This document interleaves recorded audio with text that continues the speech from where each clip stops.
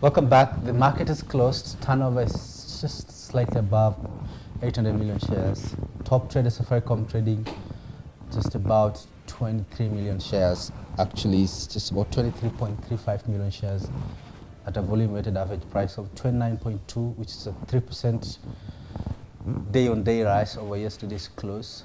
Second is BAT trading about 20,000 shares at 515 shillings. Well, it's quite a high price stock. And third in line is Barclays Bank Suppressed Inclusion trading just about 2.65 million shares at a volume weighted average of 10.7. We're getting back to our discussion on the domestic debt, so domestic corporate debt market, how to revive it, and we have with us is Johnson Nderi from ABC Capital. And Johnson, let's talk domestic corporate market. The market is literally dead. We've not had any primary issues since April 2017 when EABL issues the last tranche of its 11 billion medium-term note program. We have about 7 notes maturing this year. We have about 6 notes maturing next year. We have about 13 notes maturing.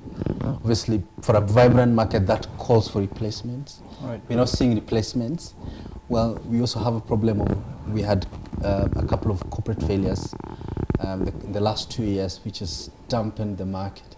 So from an advisory point of view, I mean, you in the business of structuring some of these transactions, how best can we get back the corporate debt market up in your assessment?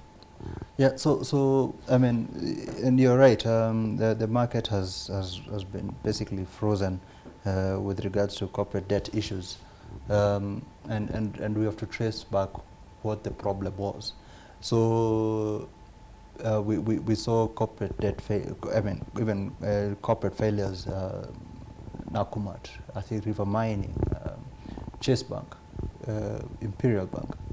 All of which had bonds either privately or publicly issued, and what that did is it awoke the market to corporate debt risk, and I mean I don't think in hindsight that the investors had properly priced in corporate debt risk,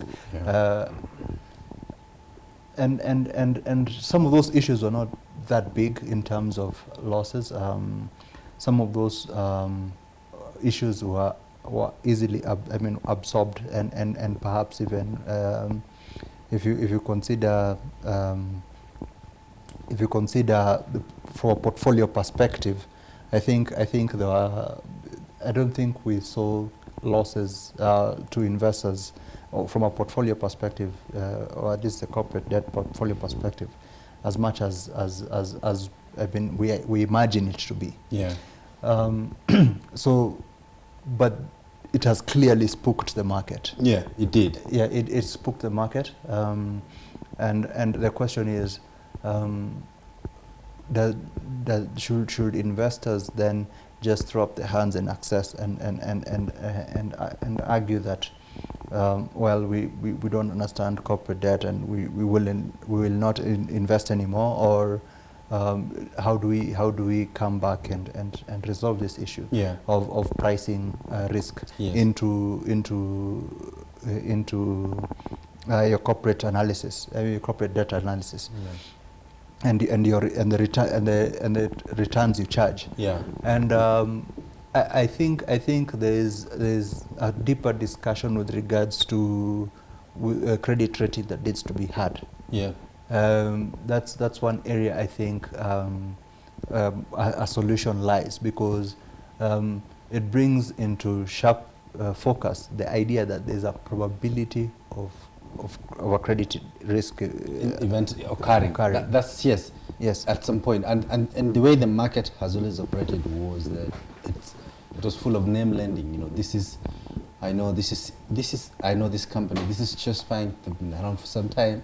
Right. I'm comfortable giving them money, but not factoring the fact that, irrespective of the name being strong, there is a risk that a credit event can occur. Right. And that has changed now. I mean, everybody has been spooked, and it calls for a different way of structuring debt instruments, especially from the corporate side. And in fact, like today I wrote about how to revive the corporate debt market, and I say two things. One is we need credit wraps.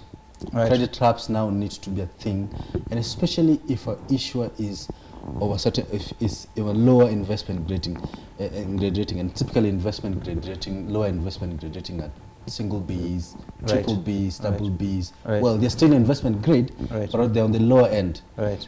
So if for instance the issuer is on that band of credit ratings, then they need to provide a wraps, and typically wraps is essentially some form of insurance, Insurance or guarantee. A guarantee that if a default event occurs, then the insurer can pay you part or in full. Right. So that's one area. And there's a gap like that. There's a gap in the market for infrastructure transactions. I think for the longest time we've been seeing guarantees. So there's no shortage of commercial guarantees for energy projects, road projects, and whatnot, because those ones are very steady stream of incomes, and so we can see that we should see that translate to the corporate debt market. And there's a very huge opportunity for either credit insurance or credit guarantees. Yeah. And even yesterday, I saw the CMA issued a price, one of the first green bonds. Right. That's going to financing student accommodation. Right. And there was a partial guarantee on it. Yeah, there's a 50% guarantee on it. Garantco has yes. Are we likely to see such structures going forward? They become critical, and ratings as well, just so that you can price your, pricing of premiums, quote unquote, becomes more efficient. So you're likely to see more credit rating issued, rated bonds, and guaranteed bonds. I think that's a sensible place to start from. Yeah. The only issue is, because of the where we are with regards to insurance and guarantees, is that probably right now might make the bond a bit expensive. Yeah, because of the loaded cost of the enhancements. Yes. Yeah. And something else also I mentioned was the issue of credit default swaps, the insurance, the CDSs, not CDO, CDS, not CDS. Yes. And we have a derivatives platform now in the market. NEC has launched. We are live on derivatives. Right. And of course, it's still vanilla, it's still starting stage. But obviously, do you think that we'll hit a stage where credit default swaps are becoming part of insurances? They could be. They could be. The only thing is we need somebody to take the other side. Now, when it comes to derivatives, I think we've had derivatives for quite a long time, even longer than the NSC has been at it. We've always had forwards for and swaps, and for currencies actually. Yeah, for currencies and foreign debt, foreign exchange denominated debt. Yeah. So you have swaps and forwards for that. So, but why was that able to work? It's because there was somebody always on the other side to support the transaction. Support the transaction, yes. Yeah. The seller, essentially the seller of the swap. Right. And just to keep our viewers updated, a credit default swap is a product where the buyer of the swap gives money to the seller, and in exchange, when an event occurs, he's paid back. Right. So in this case, if a default occurs, then the seller of the swap will pay the buyer of the swap a certain amount of money. Right. And we've seen this actually being used as a hedge. Even, for instance, Kenya uses this for its oil hedging. Yes. Fuel hedging, rather. Indeed. So we need actors on the other side. Our capital markets really are very, very young. I think the equities market started becoming vibrant maybe around 94 thereabouts. I think in '94 we were only doing treasury bills. Yeah. Treasury bonds came in much later. Yeah. So you can imagine corporate bonds how is a fairly recent development. Yes. And in fact, I don't think this market has ever seen a corporate bond longer than 7 years. Yeah. Well, I did issue one for 10 years, but it was partially amortizing.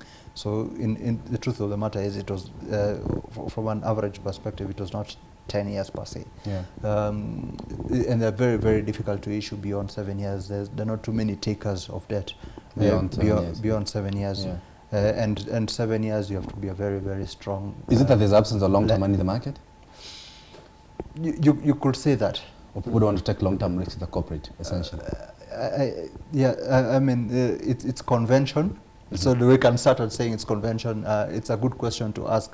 Probably, maybe it's because we are now seeing companies. I mean, fund managers and investment companies doing at least 10, 20, 30 government bonds, 30-year government bonds. So yeah. I think the question is, how do you is the price affordable when you go that long, and are people happy to take that risk? And even our banks, well, banks have short-term money, so they typically do 3 to 5. And the last section is we have corporate debt restructurings. We have consolidated bank that has just kicked off a restructuring negotiation. Right. We have real people, which essentially has gone through. And then we have a maturity, EABL maturity. I'm very worried that they might have to restructure this. They have a maturity that is coming up in March 2020. Okay. I'm worried that, well, another science tells them might have to restructure this. They had a restructuring about 2017. Right. But is it a macro issue? Is it it's part of a macro problem generally? Yes. I think our savings rate is an issue of concern. That's something that people need to look at. Okay. Are you likely to bring any primary corporate debt in the market as an advisor? Unlikely. Where we are finding traction is with private equity. Yeah. That's where a lot of the funding for today's entrepreneurs is coming from. Yeah. And it's much easier. It's a much easier discussion to have right now. Yeah. So a lot of money has gone private now. Yes. So we're seeing a lot of commercial paper programs. Which, yeah, well, I'm not sure about CPs, but I'll tell you this, because a lot of this right now we're doing a lot of equity, a bit of debt, but mostly equity. And that's a private equity space, where the interesting thing is that the guys who are refusing to participate in the Nairobi Securities Exchange are coming in through PE funds that are paying for higher valuations in the private market. So it's a bit of a paradox. Thank you. It's always nice to have you, Johnson. That was Johnson Nderi, who is a corporate finance advisor at ABC Capital, taking us through the inactive corporate debt market and how to revive it. Essentially, from our conversation, it appears we are not likely to see any primary issue on the domestic corporate debt market anytime soon. However, most of the money flying in the private space, and you're likely to see more corporate paper issue, commercial paper issuances. We leave you with market close statistics, and we see you on Monday. Have a nice weekend.